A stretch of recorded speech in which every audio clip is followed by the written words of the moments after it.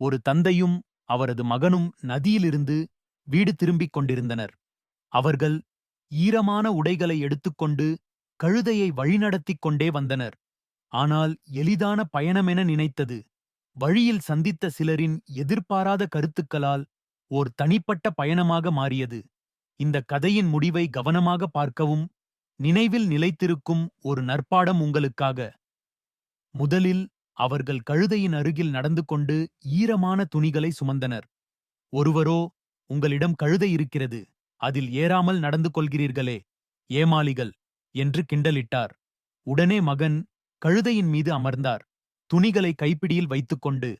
இன்னொருவர் கூறினார், பழமையான தந்தை நடக்கின்றார், இளைஞன் சும்மா சவாரி செய்கிறான், இது மரியாதையா?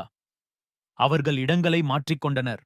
அடுத்த ஒருவர், பாவம், குழந்தை நடக்கிறான், தந்தை சுகமாய் அமர்ந்திருக்கிறான் என்று குற்றம் சாட்டினார். அனைவரின் கருத்துக்களால் தளர்ந்துவிட்டு இருவரும் கழுதையின் மீது அமர்ந்தனர், ஈரமான துணிகளுடன். பிறகு ஒரு குரல், இது கொடுமை, இருவரும் உடைகள் மற்றும் நிறைய பாரம். அந்த கழுதை எவ்வளவு சிரமப்படுகின்றது தெரியவில்லையா? மிகுந்த சங்கடத்தில் அவர்கள் கழுதையை தலைகீழாக ஒரு கட்டையில் கட்டி கிராமம் முழுவதும் தூக்கிச் சென்றனர்.